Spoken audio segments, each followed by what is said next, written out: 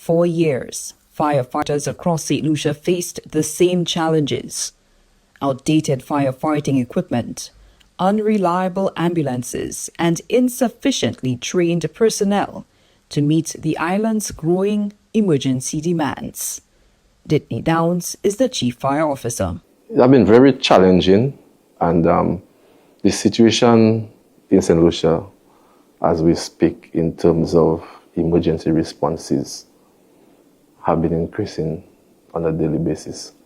So we're on track this year to respond to 16,000 ambulance calls.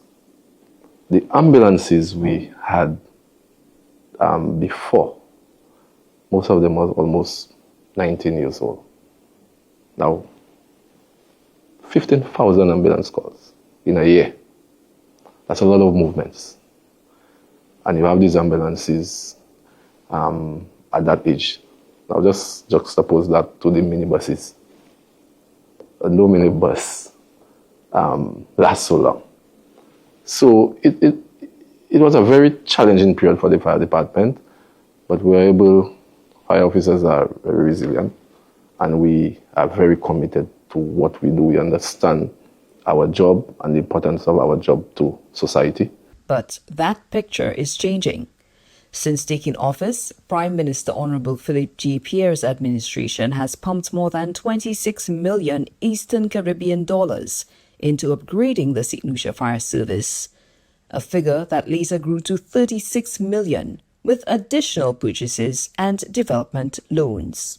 So in that loan, we have funding for 5 ambulances, 2, an additional aircraft firefighting appliance. So for the very first time in the history of Saint Lucia, Iwanero International Airport will have 4 aircraft firefighting appliances. For the very first time. And George Charles, we just had a handing over of 2. That is apart from the Caribbean development, the $40 million loan. These 2 appliances I was just handed over was from local revenue, from my budget, right? So one was the aircraft appliance was assigned to George Charles. So currently George Charles has 2 aircraft firefighting appliances. That have never happened in the history of George Charles. What these 2 appliances will do is to allow George Charles now to accommodate bigger aircrafts. Okay? So with just the adjustment in manpower and these little things, but in terms of coverage, they could accommodate bigger aircrafts. All right?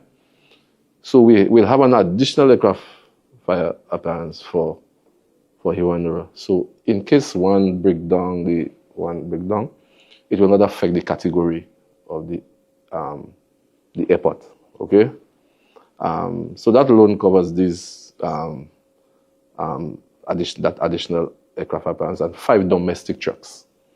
So every station around the country will get a new domestic truck.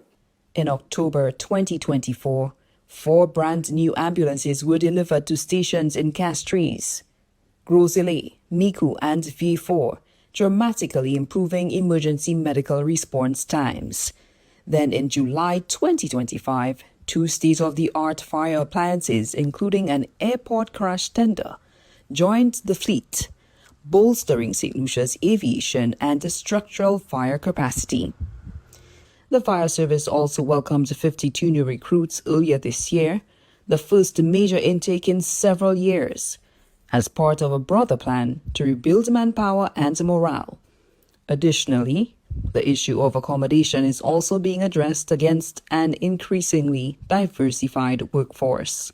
The past 3 years, we've gotten a significant sum to refurbish and upkeep fire stations. So, as we speak, every fire station in St. Lucia have gotten the attention that it deserves. Every one of them have been refurbished. New appliances, new furniture. I'm talking about appliances. New furniture have been purchased. So every single one, including we're able to get funding to do an extension at Sufre Fire Station. So if you pass that fire station, you'll see an extension on that station that basically will accommodate a training room and female quarters. Most of our fire stations around the island, unfortunately, were not designed to accommodate so many females. So we have to now figure out how we provide accommodation for them.